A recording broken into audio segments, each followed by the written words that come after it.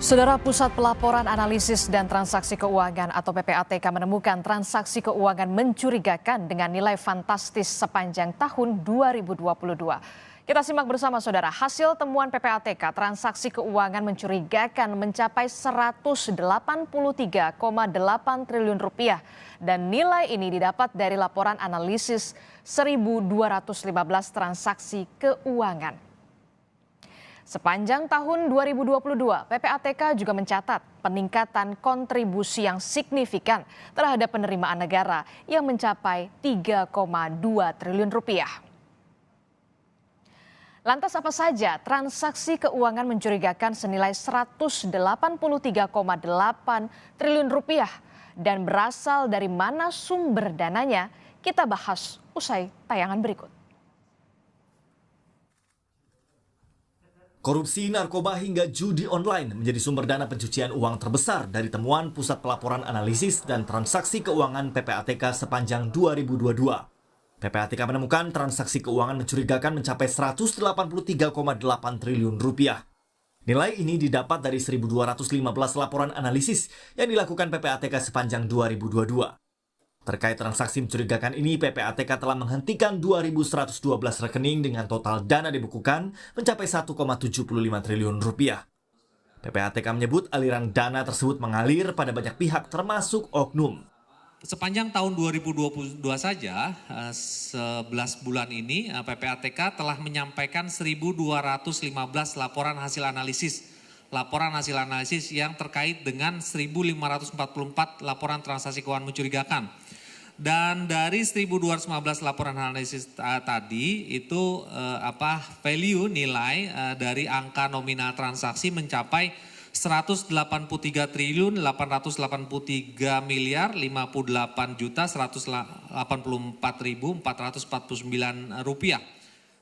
Transaksi mencurigakan terkait salah satunya dengan modus pencucian uang. PPATK menjelaskan sumber dana pencucian uang terbesar dari kasus korupsi dan narkotika. Dari tindak pidana korupsi, nilai transaksi mencapai 81,3 triliun rupiah. Narkotika senilai 3,4 triliun rupiah, judi online senilai 850 miliar rupiah, robot trading 761 miliar rupiah, pornografi 114 miliar rupiah, transaksi ormas dan bisnis email kompromis 45 miliar rupiah. Menurut PPATK, modus paling sering dilakukan untuk menampung dana hasil korupsi adalah melalui polis asuransi, pasar modal, dan penukaran valuta asing. Pelaku biasanya menggunakan nama, keluarga, orang dekat, asisten rumah tangga, sopir pribadi, dan sebagainya. Salah satu temuan PPATK terkait transaksi mencurigakan di 2022 adalah aliran transaksi keuangan yang konsisten dari penambang batu bara ilegal Ismail Bolong kepada pihak tertentu. PLT Deputi Analisis dan Pemeriksaan PPATK Danang Trihartono menyebut temuan transaksi mencurigakan Ismail Bolong sepenuhnya telah dilaporkan kepada Kapolri. Kewenangan PPATK sejauh dia melalui transaksi keuangan sistem perbankan, ya itulah yang PPATK analisis dan fakta itulah yang disampaikan ke penyidik. Gitu. Di luar itu tentu saja itu kewenangan penyidik untuk mengungkap. Kami tidak menyatakan itu ada atau tidak ada karena memang kita cuma membaca dari segi transaksi keuangan aja. Kalau itu kan fakta-fakta itu kan bisa jadi di luar sistem keuangan. Semua temuan itu yang jelas sudah disampaikan ke Baris Krim Polri. Semua mengenai fakta transaksi keuangan Ismail Bolong kita sampaikan ke Kapolri. PPATK terus aktif dan secara intensif melakukan permintaan informasi terhadap pihak pelapor yang mayoritas adalah penyedia jasa keuangan. Selanjutnya hasil laporan PPATK diserahkan pada instansi penegak hukum untuk dilakukan penindakan sesuai undang-undang dan aturan hukum yang berlaku. Tim Liputan Kompas TV. Saudara, PPATK menemukan transaksi keuangan mencurigakan senilai fantastis 183,8 triliun rupiah dari analisis 1.215 laporan transaksi, terdiri dari transaksi apa saja yang mendominasi temuan PPATK, serta apakah ini terkait tindak pidana pencucian uang. Kita bahas bersama dengan Natsir Kongah, Humas PPATK dan juga pakar tindak pidana pencucian uang, Yenti Garnarsi. Selamat malam Pak Natsir dan juga Bu Yenti. Selamat malam. Selamat malam, Mbak Aris. Selamat malam. Pertama saya ke Pak Natsir dulu. Pak Natsir, ini jumlahnya fantastis sekali, 183 triliun rupiah transaksi mencurigakan. Ini dari mana saja sumber dananya? Ya kalau kita lihat di pasal 2 Undang-Undang Nomor 8 tahun 2010 itu kan ada 25 ya tindak pidana asal dari pencucian uang. Dan hasil dari National Risk Assessment yang kita lakukan itu pertama korupsi, tindak pidana pencucian uang yang terjadi ya. Lalu kemudian narkotika, kemudian kejahatan di bidang perpajakan, di bidang perbankan, lingkungan, dan seterusnya. Jadi itu semua hasil dari tindak pidana pencucian uang. Dari total 183 triliun ya, lebih yang disampaikan tadi. Oke, jadi sumber dana yang paling besar adalah dari hasil korupsi begitu ya. Nah, kalau untuk dari hasil korupsi ini dari pemerintah kah, legislatif atau seperti apa? Dari institusi dari mana saja? Wah, itu bisa oknum ya, oknum dari pejabat, penegak hukum, terkait dengan juga korporasi, pengusaha, dan lain-lain. Jadi pelakunya itu orang per orang, badan usaha, baik sipil maupun penegak hukum. Oke, pejabat, penegak hukum, korporasi bahkan juga termasuk di dalamnya. Nah, sebelumnya PPATK juga sempat mengungkap adanya transaksi keuangan secara konsisten ini dalam kasus tambang ilegal yang menyeret nama Ismail Bolong. Betulkah ini aliran dananya juga ke pejabat dari Polri? Iya. Antara lain itu. Ya, betul berarti ya? Dan detailnya ada di Mabes Polri ya, di penyidiknya. Jadi sudah kita sampaikan semua hasil analisis yang kita lakukan. Oke, berarti betul ada aliran dana ke pejabat tinggi Polri? Iya, oknum ada ya. Oknum, lebih dari satu orang? Ada lah, secara total gitu, saya nggak bisa sampaikan jumlahnya, karena ini terus masih dalam proses penyidikan. Oke, jadi PPATK menyebut ada oknum dari petinggi Polri, betul, dan sudah disampaikan laporan ini kepada Kapolri dan juga penyidik ya? Iya, betul. Oke, kita ke Bu Yenti. Bu Yenti, modusnya seperti apa sih soal tindak pidana pencucian uang ini? Ya, gini, saya nggak tahu ya, ini posisinya bagaimana dari PPATK. Kan PPATK merilis bahwa ada transaksi sampai 183 triliun gitu ya Pak ya, transaksi mencurigakan. Tapi kan itu nanti kemudian terjawab apakah transaksi yang mencurigakan 183 triliun dari PPATK itu kan nanti ditelusuri. Begitu ditelusuri diikuti oleh penegakan hukum, itu baru kita tahu bahwa oh ternyata yang dari data LHA dari PPATK itu ternyata terkait dengan korupsi, terkait dengan narkoba, terkait dengan judi online seperti itu ya. Walaupun tadi saya melihatnya kok apa ya? Ya ini nggak tahu satu keberhasilan atau satu ketidakberhasilan karena 183 triliun kalau saya tadi dengarkan yang bisa kembali kan hanya 1, sekian triliun ya Pak ya tadi ya. Iya kan ada nggak 3 triliun apa berapa? Iya, betul. Jadi artinya apa? Dari 183 triliun itu yang pada akhirnya kembali ke negara itu adalah sedikit sekali ya Pak ya tadi ya 1,3 triliun atau 3 triliun tadi itu satu. Artinya apa? Apakah yang 183 triliun yang menurut PPATK itu memang harus ditindaklanjuti gitu ya Pak ya? Ditindaklanjuti karena kan PPATK itu kan menganalisis atas laporan berkaitan dengan adanya transaksi 500 juta ke atas atau berapapun sepanjang itu mencurigakan gitu. Itu kan. Nah, itu jumlahnya 183 triliun dan kemudian kembalinya sangat sedikit. Artinya apa ini? Itu kan harus dijawab. Artinya yang lain-lain berarti masih jalan ya Pak ya, termasuk tadi yang disampaikan. Tapi Pak, saya masih ingat beberapa bulan lalu kan disampaikan bahwa yang ada transaksi yang mencurigakan dari judi online 155 triliun itu bagaimana ya dulu? Beberapa bulan lalu lah, 2 bulan lalu. Katanya terkait dengan judi online yang dirilis oleh PPATK pada waktu itu. Itu yang menjadi pertanyaan, apakah dari 183 triliun itu kok sekarang menjadi 800 miliar yang dari judi online. Sementara waktu itu pernah dirilis 155 triliun adalah dari judi online saja. Artinya dari 183 triliun itu 153 triliun ini 155 triliun ini belum terjawab, ini yang di mana gitu. Jadi kalau dari 183 triliun LHA yang diserahkan ke penegak hukum kan gitu ya, sesuai dengan 25 jenis kejahatan tadi, kalau narkoba ya bisa ke BNN, bisa ke polisian kan gitu ya. Kalau korupsi bisa KPK, bisa ke kejaksaan dan polisi gitu. Itu artinya berapa yang tidak bisa ditindaklanjuti karena yang kembali ke negara sedikit sekali. Itu adalah menjadi bahan yang harus Evaluasi. dievaluasi. Artinya apakah PPATK juga sudah mendapatkan jawabannya? Karena biasanya kan gini, dalam hal penyidik tindak pidana asal menggabungkan dengan TPPU, maka harus dijadikan dalam satu dakwaan dan melaporkan kepada PPATK, gitu ya. Oke. Mau itu dengan narkoba dan sebagainya. Artinya PPATK harusnya tahu bahwa dari 183 triliun dan kemudian 3 triliun tadi yang bisa naik ke penyidikan itu berapa, gitu. Terus yang lain kok belum kembali itu bagaimana, gitu.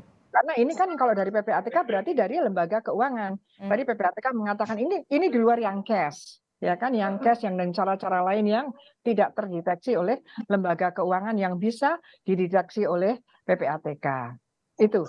Oke, Pak Nasir, tadi kata Bu Yanti dari 183 ini berapa yang masuk lagi ke negara begitu? Sedikit sekali. Tanggapan Pak Nasir? Ya, terima kasih ya. Jadi pemirsa Kompas TV harus tahu dulu ya, dari 183 triliun tadi itu PPATK melihatnya dari debit dan kredit dari transaksi yang ada. Jadi keluar masuk dari uang yang ada di dalam sebuah rekening. Jadi sehingga jumlahnya memang kelihatan sungguh besar. Dibanding misalnya dalam kasus judi misalnya, kalau kita lihat kan arus transaksi yang dilakukan pelaku judi online itu kan sangat tinggi ya. Dan itu memang karena dinilai dihitung dari mutasi debit kredit.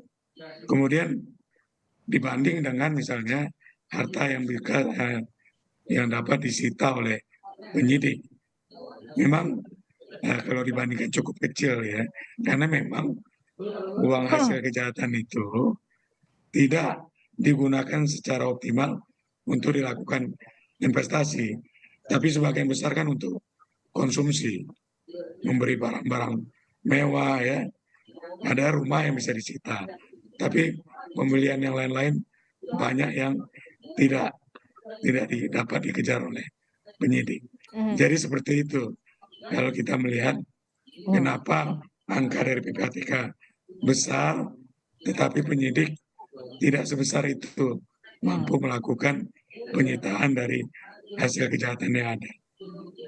Itu ya di kasus korupsi, kasus narkoba, masalahnya sama, Mbak. Ya. Oke, korupsi, narkoba, judi online, robot trading.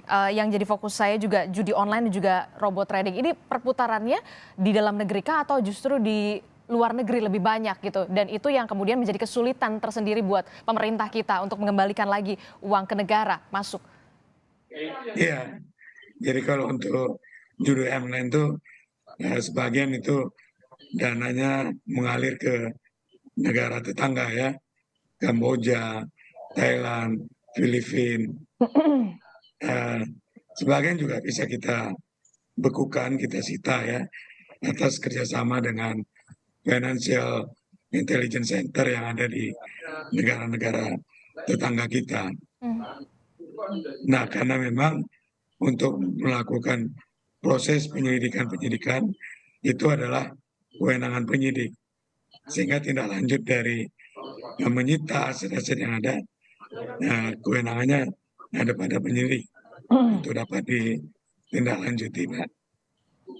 Oke, Bu Yenti, kalau tadi Ya, didengarkan Pak Natsir bilang ya. kalau untuk judi, robot trading ini banyak keluar dananya ke luar negeri, negara-negara tetangga kita nih.